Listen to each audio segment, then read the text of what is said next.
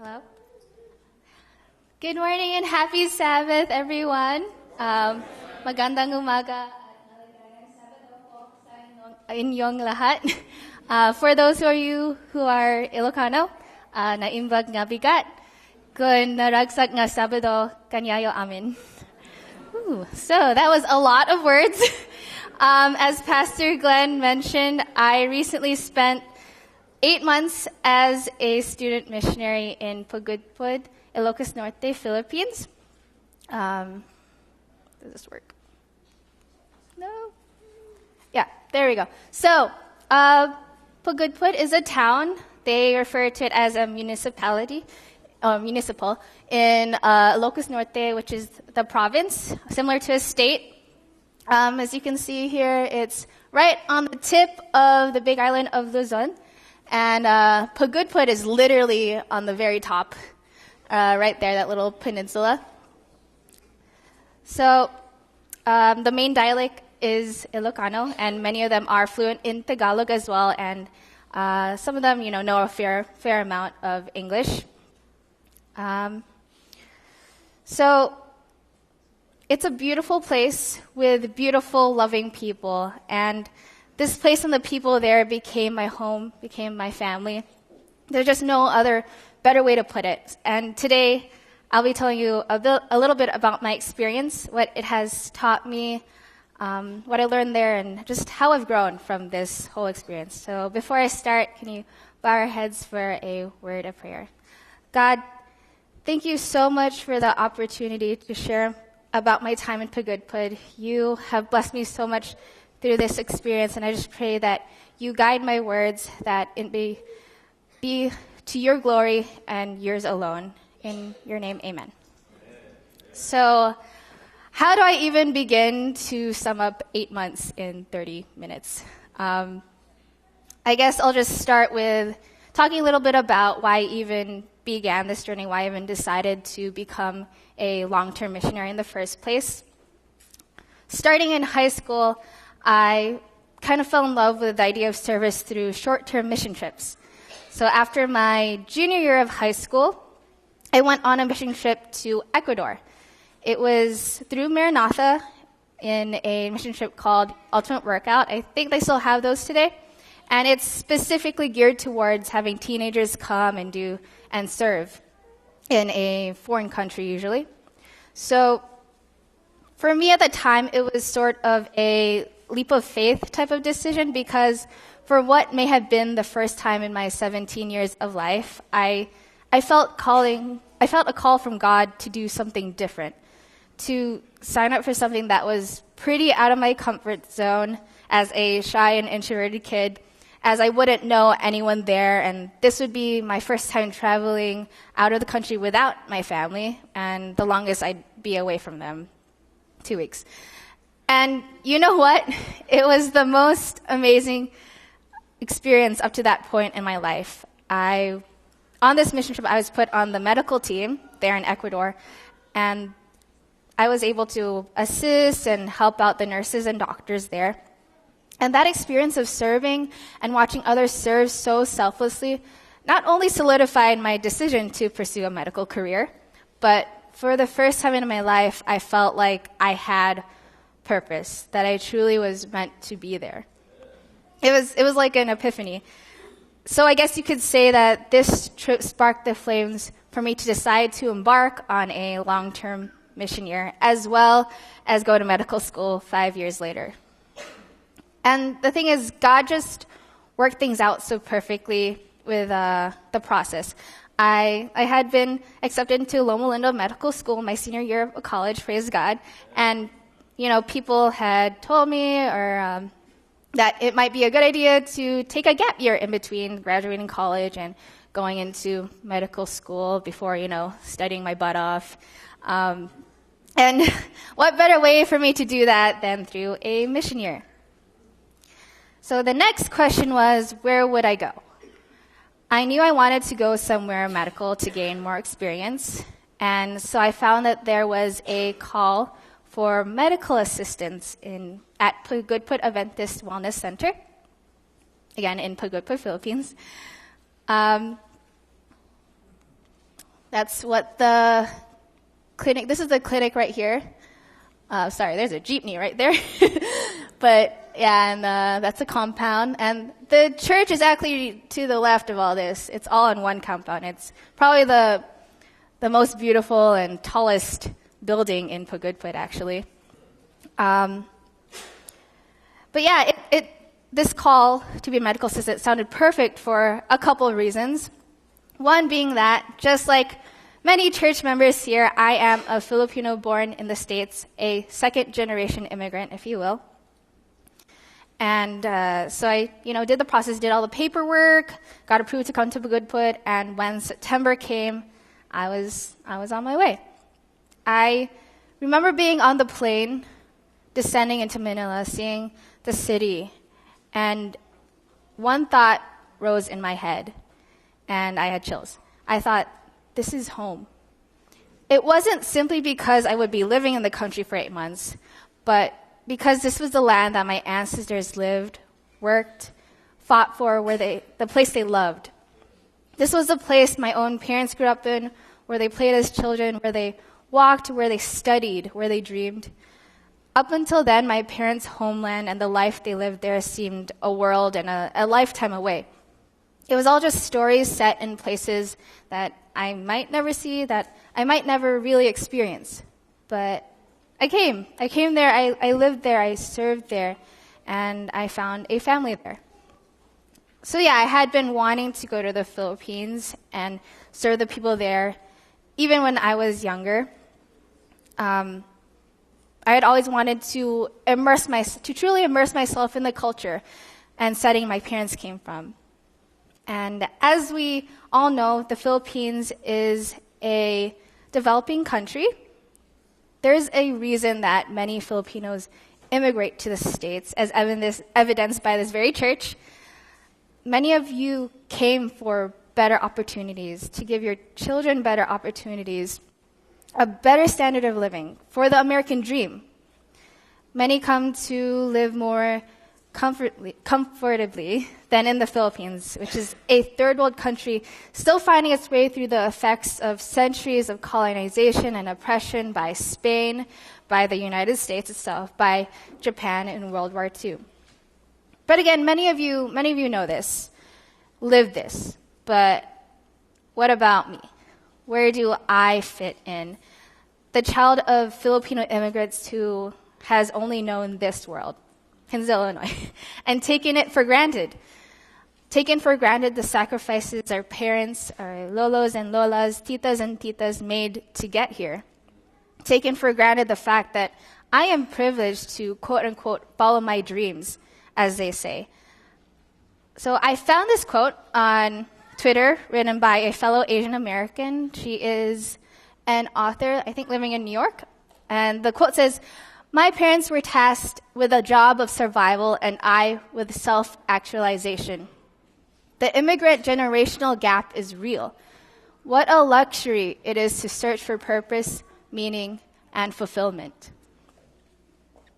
So I just want all of us second and third generation immigrant kids to think about that for a second. It's such a privilege to grow up in a society, in a place where they're constantly encouraging you and telling you that you can follow your dreams. That you don't always have to go after the stable, good-paying job if it's not your passion.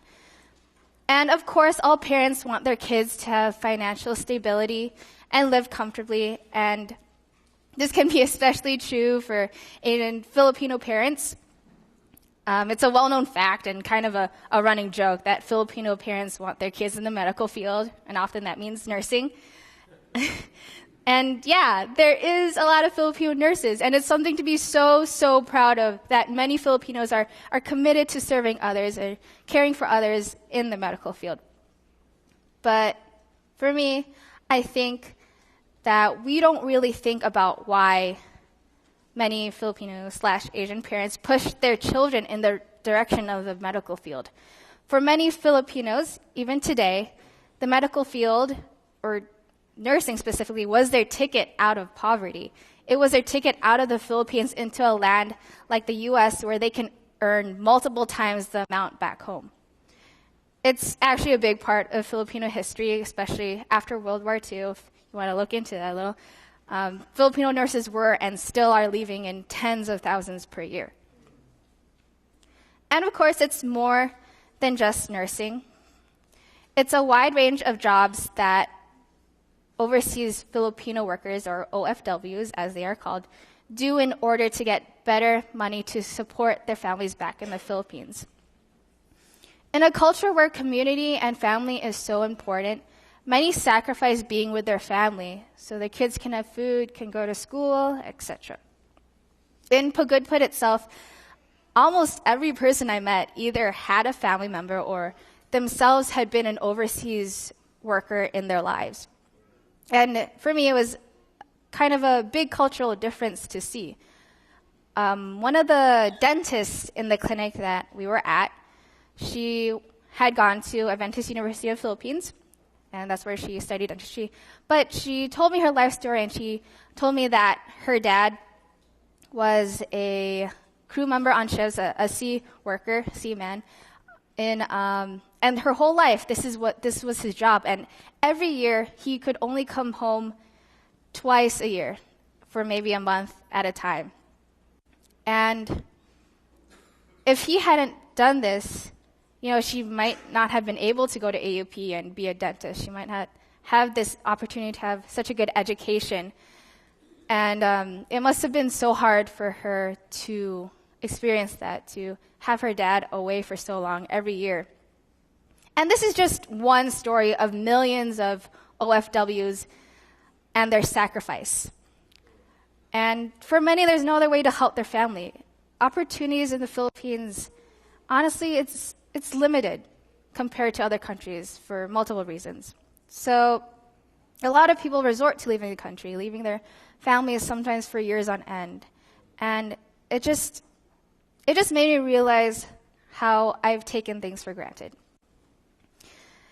Anyways, kind of going back to my start as a missionary there in Pagudpud and my first impression, I was so excited to be there back in September to fulfill the dreams of being a missionary that God put into my heart. I remember we spent the first few days having a sort of orientation, being told the rules of the place, the rules of how a student missionary works there, and what our expectations will be. For example, rule number 1, don't date the locals. Right, Pastor Glenn? So, just kidding, that's not the very first rule. So, after 2 weeks of orientation, getting to know each other and getting to know the area, we finally started working at the clinic. Did it meet our expectations? No. On first impression, we found that the clinic wasn't as busy as we hoped it would be, and so at times there wasn't much to do. This is especially true for our first day there. We found ourselves sitting, around. And I say we because there were 11 other student missionaries with me from the States. We quickly came under the impression that we weren't needed in the clinic. We weren't medical professionals. The clinic could probably run fine without us. We felt almost useless. The thing is, being a student missionary in a foreign medical facility can be a very unique position at times compared to the typical student missionary that teaches in a school or becomes a dormitory dean per se. Those jobs are pretty necessary, as in there's no one else to do them. But for us, the medical professionals in the clinic are capable, and better yet, they're qualified. And also there were 12 of us, which was actually kind of a lot of student missionaries to have. So there was a struggle with finding ways to get us to be able to help out in every department. And it was a little bit of a mental struggle in the beginning. And so again, it was the question of where do we fit in? What was our purpose here? What was my purpose? I knew God called me there, but exactly for what? First, we thought that being in the clinic, being a medical assistant, was our purpose there, was our big job to have there. So after venting our frustrations as a group and discussing what we can do, I finally realized something. To be a student missionary, or just a missionary, is not about fulfilling a role. It is not simply about completing your call to be a fourth grade teacher, a PE teacher, or in our case, a medical assistant in a clinic. As missionaries, our calling is to be the hands and feet of God. As followers of Christ, we are called to show Christ's character to all those around us. And first and foremost, we are called to love. Love God, love people. This is the first and second greatest commandments, as seen in Matthew 22:36-40. In 1 Corinthians 13:1-3, it says, "If I speak in the tongues of men or of angels, but do not have love, I am only a resounding gong or a clanging cymbal. If I have the gift of prophecy and can fathom all mysteries and all knowledge, and if I have faith that can move mountains, but do not have love, I am nothing. If I give all I possess to the poor and give over my body to hardship that I may boast, but do not have love, I gain nothing." We can sail or fly across the ocean and preach the scriptures, but if we do not do it in love, act in love, what is it worth? If I commit 8 months to be a student missionary in a different country, but do not have love, what have I achieved? That is our mission, to love. That was my mission there in Pagudpud, to form relationships with people, to see them as Jesus does, and to treat them as Jesus would. It is my mission here in the States. It is your mission as well. And it doesn't matter where you are or what your job title is, whether you're going to the grocery store or, at church or anything. As student missionaries in Pagudpud, we began to refocus and put more and more effort into being with the community outside of the clinic. We did a lot more home visitations, and sometimes this meant Bible studies in the evening. Sometimes it was simply sitting down with people in their home and talking to them, learning about their families. We often brought our ukuleles out and sang Tagalog and Ilocano songs for them, often butchering the lyrics and pronunciation completely. Speaking of ukuleles, some of you saw on Facebook that I kind of started a ukulele choir. Here's a picture. In Pagudpud with the kids at the church there. And my parents, God bless them, were so gracious enough to donate a couple of ukuleles to the compound. And besides the ukulele choir at the church, we started getting requests for lessons out in the community as well. So this is actually a picture of a couple kids that we had in the community. They, one of the ladies, Ate Eva, she is right here. She invited all these kids to come and invited us to teach them every Sunday, and it was such a beautiful experience, and they're so cute. This is actually a video of the ukulele choir at the church that we perform one day, and some of you may have seen it on Facebook, and it's super cute, so I'm going to play it for you, if you can get that.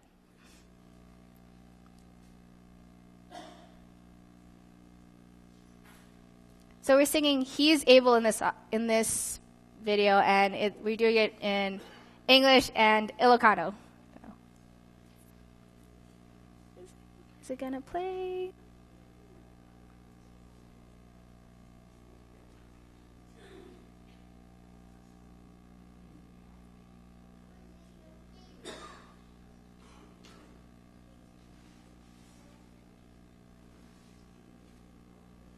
If not, it's fine. I don't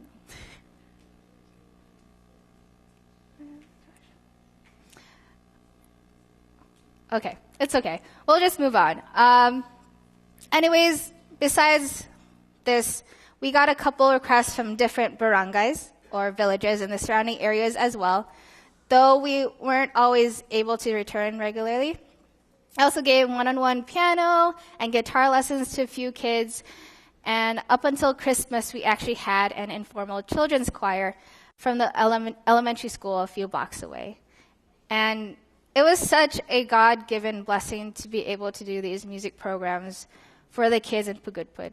In this way, I kind of found my ministry there, doing music with the kids in an area where music programs or lessons aren't really offered in the schools there. It's hard to find private teachers, and a lot of families wouldn't even have enough money to pay for private lessons. So I praise God for the opportunity to introduce instruments to some of the younger kids there. For a few months, even helped fourth graders in their English class. That was really fun. We, talked with them, taught them some grammar stuff. And this was maybe like twice a week for 30 minutes. And it was fun, but even just for those 30 minutes, it was super tiring. And I can't imagine teaching for multiple hours a day. Deep respect goes out to all of you who are teachers. Yeah.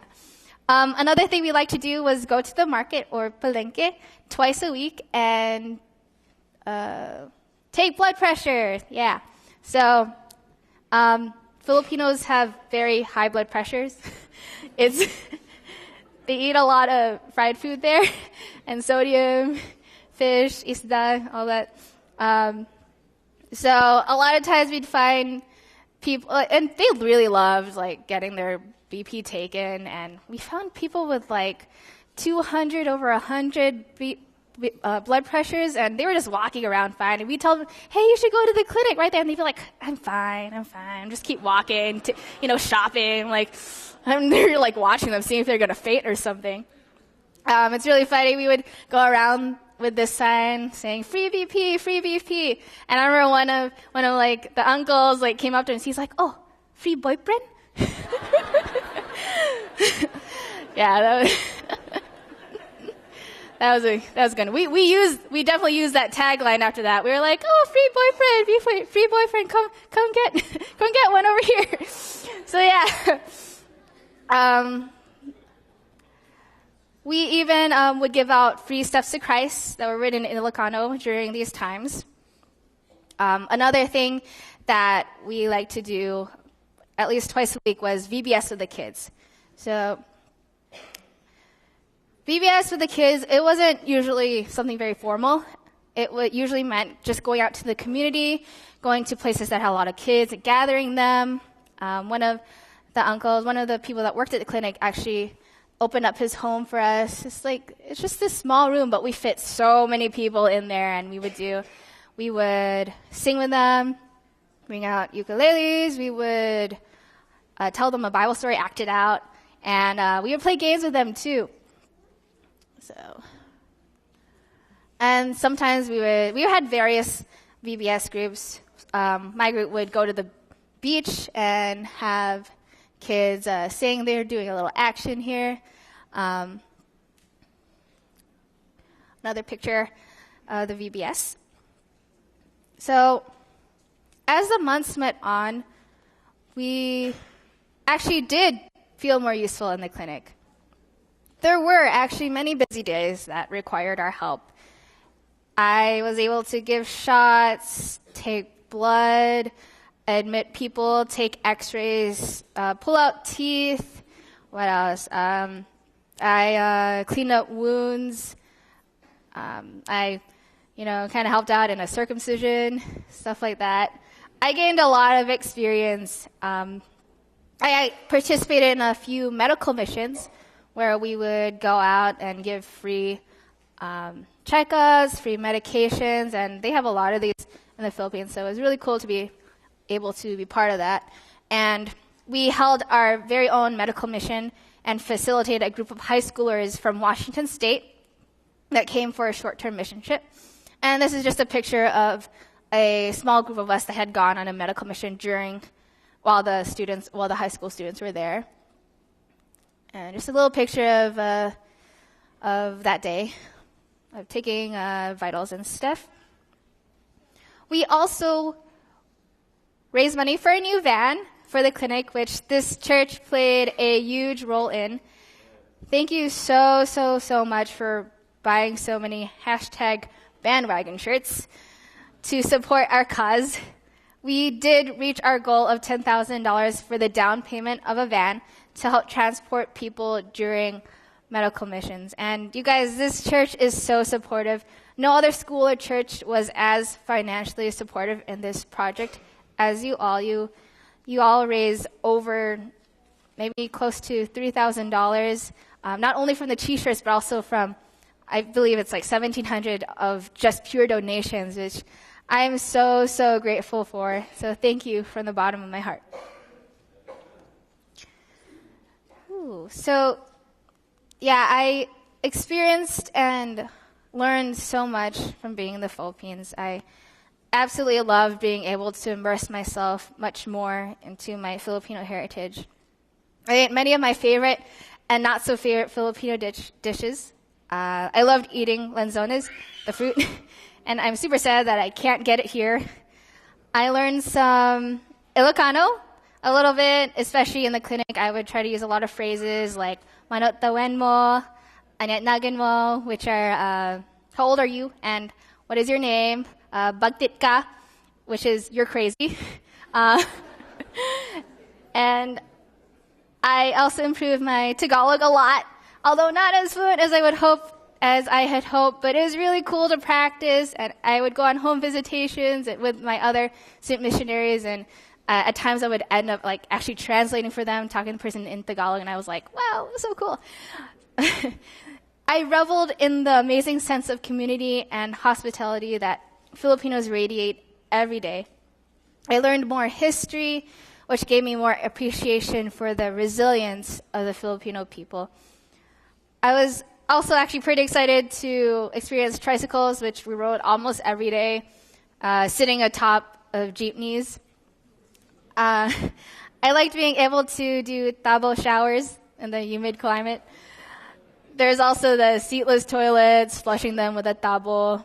The scarcity of toilet paper, having to bring some around like whenever you go out in the public or something. So while things are not exactly ideal, I truly enjoyed being able to experience them as my parents had when they were growing up. However, this also led me to another realization. My parents lived there 30 plus years ago. Brownouts are still a common theme, especially in the province. The sewage system isn't strong. Many people in Pagudpud, even those considered middle class, don't have running water in their homes and still use wells. And it's just crazy to think about how things have and haven't changed over the decades. With everything said, I must say that the most important thing I learned for myself was a lesson in humility. Having the title of student missionary brought a lot of expectations with it. Expectations on ourselves, expectations put on us by the locals, by the people in Pagudpud. They, would ask us to do all these things last minute, especially at church. They would say, we would be in there, worshiping, and they would be like, and special music for today is given us by the student missionaries. And we had, no previous warning or anything. So we just go up there and sing like a random hymn or something. It was a lot of that, it was really fun. At times it did get tiring, but it was fun. There were many times where I felt like I wasn't doing enough or trying enough to reach out to others, to start projects and ministries. You see, having the title of student missionary put me in a place where I felt like I had to be selfless at all times. But often I felt selfish. Selfish with my time, selfish in regards to not wanting to go out of my comfort zone and putting myself out there to reach out to people or talk to people or to just go above and beyond to be of more help. I compared myself many times to my fellow student missionaries. I would think about how I wasn't doing as much as that person, or I would think that this other person wasn't doing as much as I was. Sometimes I was jealous. Often I was prideful. And that's the thing, I am a sinner.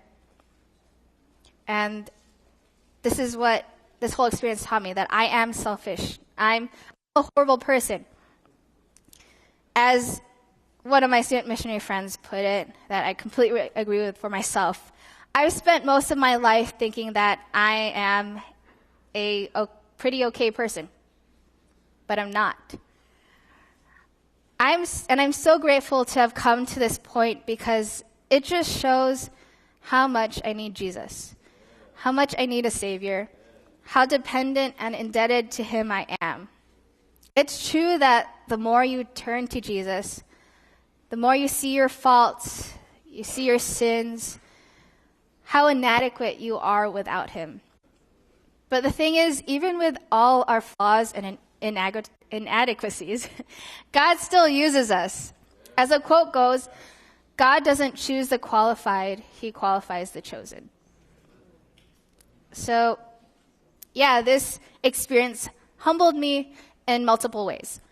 It helped me to see how I've taken for granted this privileged life in America and the sacrifices my family and many other families had to make in a developing country, as well as the sacrifices they made to come and live here. It taught me that the true role of a missionary is to love in every aspect, in every interaction. It's not about simply fulfilling a role.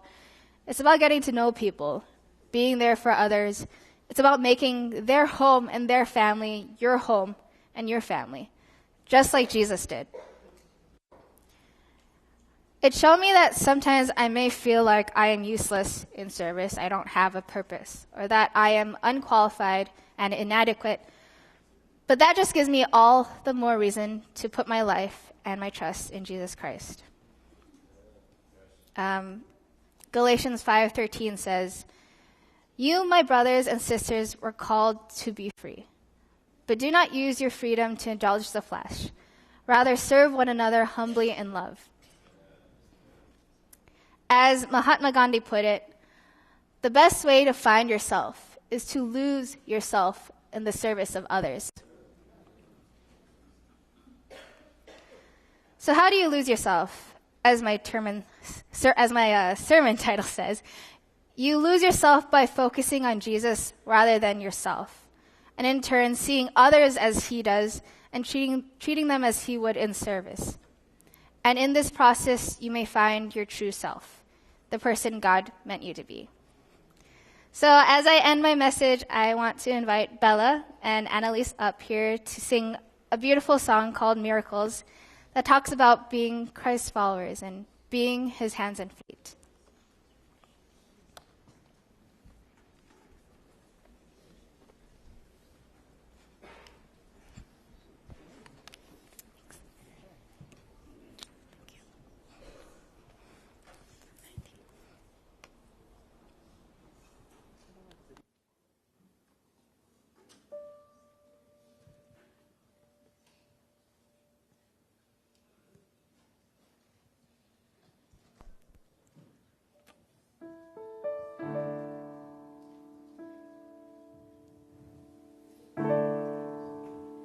You've given me hands to reach out, given me eyes to see their pain, given me a heart to love.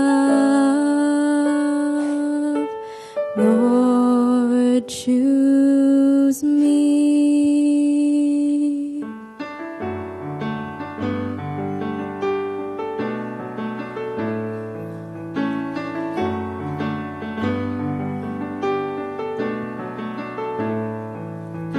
I give you my hands, I give you my heart, I give you my everything.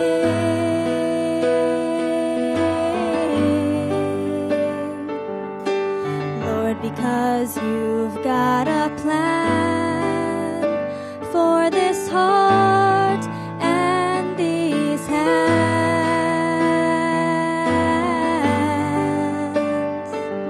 This world may seem cruel, but you've granted me these gifts,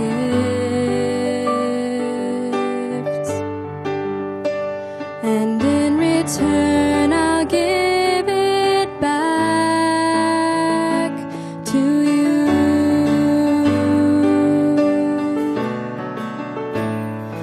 given me hands to reach out, given me eyes to see their pain, given me a heart to love. Lord, choose me to be the miracle in their lives. Choose me to see your wonders. Choose me to be the light that you want them to see. Lord, you made me to be a miracle.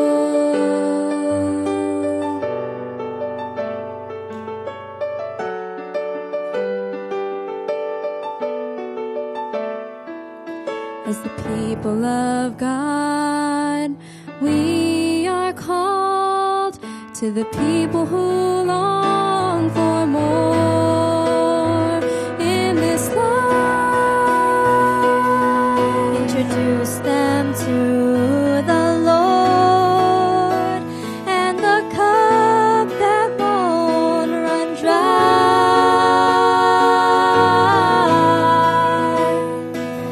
This world may seem cruel, but He's granted us these gifts,